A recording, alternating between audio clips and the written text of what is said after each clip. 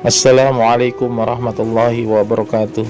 Alhamdulillah wassalatu wassalamu ala rasulillah amma ba'du.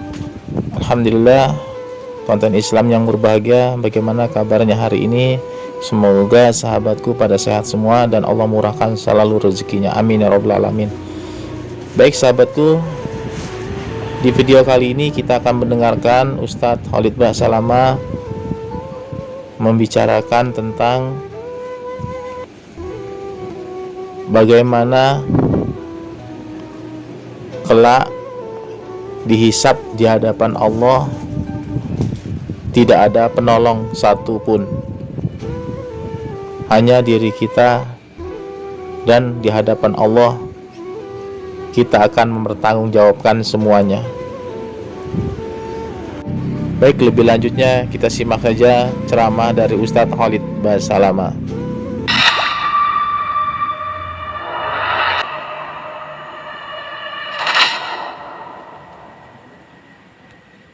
Dihisab di hadapan Allah SWT, jangan ngeyel. Kamu kerjaan ini enggak? Enggak. Ini enggak. Itu ada orang begitu nanti hari kiamat. Kata Nabi SAW, ada orang hari kiamat didatangkan, kamu kerjakan ini? Enggak. Dipungkiri semua sama dia, karena dia takut masuk neraka. Allah datangkan bukti, malaikat tidak percaya, buku amalnya tidak percaya. Misalnya, naudzubillah, dia melakukan satu perbuatan haram di hotel, dia berzina. Allah datangkan oksigen yang dia hirup, air yang dia pakai, jadi saksi semua. Kan itu makhluknya Allah semua, tapi dia pungkiri semua. Lalu Allah Azza wa Jalla berkata kepada orang itu, siapa yang kau percaya sekarang? Dia bilang, saya tidak percaya kecuali diri saya sendiri. Semua ini saya nggak percaya, malaikat nggak percaya, semua ini nggak percaya. Siapa pun jadi saksi. Baik, Allah Azza wa Jalla, kata Nabi SAW, mengunci mulutnya dan membuat seluruh anggota tubuhnya berbicara. Matanya memberikan kesaksian apa saja yang pernah dilihat, telinga menyampaikan apa saja yang pernah didengar, tangan menjama, kaki melangkah, kemaluan menyentuh, semua nanti akan memberikan kesaksian sendiri. Lalu setelah itu diceritakan historinya, tangannya cerita historinya, semua bisa bicara. Yang tidak masuk akal kita itu akan berbicara pada hari kiamat. Kata Nabi SAW, setelah dia bicara dan semua berikan kesaksian, lalu Allah buka kembali mulutnya dan Allah kekalkan dalam Al-Quran. Dia bilang sendiri, lima syahidtum alaina, kenapa kalian menjadi saksi buat diri sendiri? Maka seluruh anggota tubuhnya mengatakan, antaqanallahu ladzi antaka kulla syai', Allah lah yang membuat kami berbicara, yang telah membuat segala sesuatunya bisa berbicara. Dan orang, dalam riwayat yang lain disebutkan, ada orang nanti ditimbang amalnya, dosanya bergunung-gunung, banyak sekali. Kemudian Allah Azza wa Jalla melihat orang ini nggak membantah, kau buat ini iya, kau buat itu iya, semua diakui sama dia. Kemudian Allah Azza wa Jalla berfirman kepada dia, kira-kira kau masih ada amal gak yang bisa menyaingi dosa-dosa yang gunung-gunung? Dia bilang, amal apa lagi ya Allah? Orang itu bilang begitu dalam hadis Bukhari, amal apa lagi? Setahu saya sudah tidak ada amal, bagaimana cara menyaingi dosa-dosa yang begitu banyak? Maka Allah Azza wa Jalla menyuruh malaikat mengeluarkan satu tulisan, ya, tertulis la ilaha illallah. Maka ditimbang tulisan tersebut, ditimbangan amal solehnya, spontanitas lebih berat dan menerbangkan, menghilangkan semua dosa-dosanya yang bergunung-gunung itu. Lalu dia masuk surga. Salah satu kuncinya tidak membantah. Makanya paling gampang, contoh saya, kalau kita hidup sekarang dalam kehidupan manusia kita, antum kalau buat salah, langsung antum bilang, maafin ya saya salah. Kan clear, ya, selesai. Kalau kita ngeyel, tetap saja kesalahan itu akan ketahuan satu waktu. Mengkhayal, teman-teman sekalian, kalau ada orang menganggap di dunia ini dia bisa simpan rahasianya, itu mengkhayal. Ambil dari saya poin itu. Gak ada rahasia yang antum bisa sembunyikan? Gak ada. Kalau dia baik, Allah buka untuk pelajaran bagi orang lain. Kalau itu buruk, Allah bongkar supaya tidak dibawa ke akhirat. Makanya orang kadang-kadang sekian cara dia pakai, ya, banyak sekali dia pakai cara untuk menutupi kesalahan dia. Satu waktu Allah bongkar dengan caranya. Dia cuma bilang kok bisa ya? Ya bisa. Nggak ada yang mustahil. Dan perlu kita garis bawahi, ulama menanggapi poin seperti ini mengatakan, sebenarnya kalau ada seseorang yang dibuka pun kesalahannya di dunia, sehingga misalnya tersebar di masanya dia menjadi satu aib atau kekurangan, itu bentuk kasih sayang Allah kepada dia. Karena memang ada orang, teman-teman sekalian, dikasih peringatan ringan oleh Allah dari lisan temannya, jangan, nggak boleh loh, dia nggak mau dengar. Datang peringatan yang lebih berat, misalnya gagal usahanya, misalnya ada masalah dihadapi, tetap juga tidak mau dengarkan. Orang seperti ini nggak bisa, memang harus datang satu kejadian besar. Tapi yang jelas sinyal hidayah Allah tidak pernah putus ya. Sebagai contoh misalnya, kalau ada orang mau berzina, mau mencuri, mau apa saja, sinyal Allah yang pertama datang supaya dia jangan melakukan rasa khawatir, takut, dibuat dia takut, khawatir. Nanti dilihat orang, nanti begini, nanti begitu, nanti kalau hamil di luar nikah, nah, segala macam dibuat gitu. Tapi kalau dia tidak mau tahu, udah jalan aja. Tetap aja dia ulangi, tetap dilakukan. Allah datangkan sinyal lebih berat lagi. Nanti ada yang kepergok di hotel, nanti ada polisi yang datang gerbek, nanti akhirnya jadi di media. Tetap aja dia lakukan nanti, misalnya dia tidak mau berhenti saja, maka Allah SWT datangkan gempa, rubuh hotelnya, dia ketahuan, kan banyak orang gitu ya, dikeluarkan dari hotel dalam kondisi tidak berbusana lagi, lebih luar biasa. Semua itu tujuannya sebenarnya untuk memberhentikan dia dari kesalahannya, karena siksa akhirat lebih berat, kan gitu. Jadi kalau ada maling misalnya, naudzubillah, ditangkap di tengah-tengah masyarakat dan digebukin, ya, sampai dia mati pun itu bentuk kasih sayang Allah. Dan pastikan maling ini sudah terlalu banyak sinyal Allah datang kepada dia yang diengahkan. Rasa takut, rasa khawatir, kelihat temannya, ketahuan, banyak sekali. Tapi dia selalu nggak mau tahu, dia ulangi. Terakhir Allah suruh datangkan orang gebukin sekalian, mati. Karena kalau tidak lebih berat hukumnya di akhirat. Itu bentuk kasih sayang Allah subhanahu wa ta'ala. Nah seperti itu cara memahaminya. Nah nanti di akhirat teman-teman sekalian, ada satu janji dari Allah yang luar biasa, yaitu ampunan Allah yang maha penyayang tanpa melalui syafaat. Allah tidak butuh malaikat, tidak butuh orang beriman, ya, tidak melihat lagi dosa-dosanya hamba tersebut. Allah bisa keluarkan dari api neraka, Allah selamatkan dia dengan kemahakuasaannya. Di situ penulis mengangkat sebuah dalil saja. Surah An-Nisa ayat 48, wa yakfiru ma duna dzalika liman yasha. Ini sebenarnya tentang syirik ya. Allah mengatakan ayat ini sebenarnya bunyi tentang syirik. Innallaha la yakfiru an yushraka bi. Allah tidak akan memaafkan siapapun yang menyekutukannya dengan sesuatu. Wa yakfiru ma duna dzalika liman yasha. Dan Allah masih bisa maafkan dosa-dosa selain syirik. Selama teman-teman tidak berbuat syirik. Syirik itu berarti menyekutukan Allah ya. Ada syirik besar, ada syirik kecil. Kalau selain syirik masih bisa dimaafkan, Allah masih bisa maafkan. Tetapi ini di bawah masyiatillah, di bawah keinginan Allah. Allah bisa maafkan, Allah bisa hukum. Tadi saya bilang persentasenya dia selamat sangat kecil, ya. Tetapi masih bisa dia dimaafkan, tergantung Allah subhanahu wa ta'ala lebih tahu niat dia dan kenapa dia mengerjakannya. Karena ada juga orang melakukan perbuatan dosa-dosa karena dia diancam, dia begini dan begitu, dia terpaksa melakukannya, dan itu ada pertimbangan nanti Allah SWT sendiri. Beda dengan orang yang memang dia dasarnya tidak mau tahu, memang bahkan dia menjadi ya pemicu daripada dosa-dosa itu makin menyebar dan makin banyak orang yang mencontohinya. Nah seperti itulah gambarannya.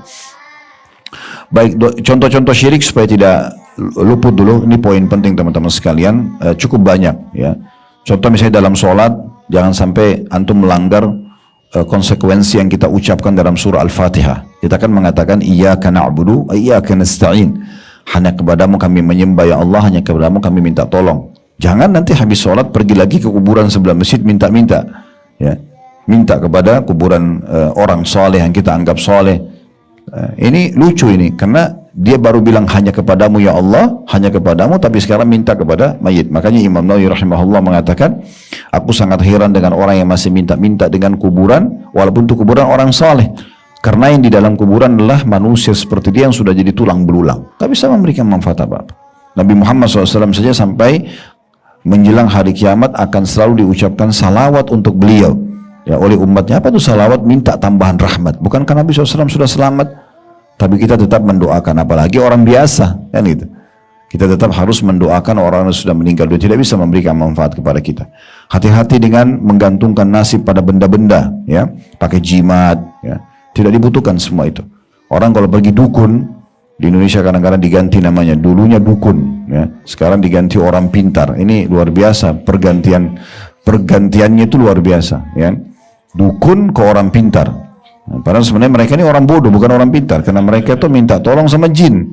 Allah Azza wa Jal membuat jin tidak nampak teman-teman, supaya nggak usah interaksi, nggak usah ngobrol, nggak usah berteman, nggak usah menikah, nggak usah, biarin mereka di alamnya. Allah tutup semua itu. Kenapa kita sengaja korek-korek ini?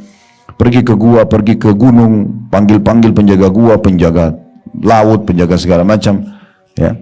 Dan perlu antum ketahui ya, dari 124.000 nabi, diantaranya 313 rasul, semuanya dari manusia, nggak ada satupun dari jin. Kenapa? Karena manusia itu di atas jin sebenarnya. Jadi kita nggak butuh minta sama mereka. Kalau saya biasa kasih contoh seperti orang yang sudah kuliah minta tolong dan tanya permasalahan sama anak SD, kan nggak nyambung, kan gitu. Jadi nggak penting sekali gitu. Nggak usah lintas alam. Ingin pasangan suka sederhana, kok manusiawi, nggak usah lintas alam, nggak usah bawa fotonya orang ke dukun supaya jin yang bermain. Kita nggak usah. Tatapan mata yang syahdu, ya, ucapan kata yang baik, santun, tangan yang ramah, orang sudah suka kan gitu. Sederhana itu alam manusia, berikan hadiah, sederhana kok kan gitu. Jadi seperti itu. Jadi memang mereka beda. Tidak usah masuk ke alam itu, makanan mereka beda, dimensi waktunya beda, beda-beda semuanya, gitu kan? Dalam hadis yang sahih disebutkan, pernah Abu Hurairah radhiyallahu anhu menjaga Baitul Mal di masa Nabi SAW. Tiba-tiba ada yang mencuri kurma-kurma, gitu kan?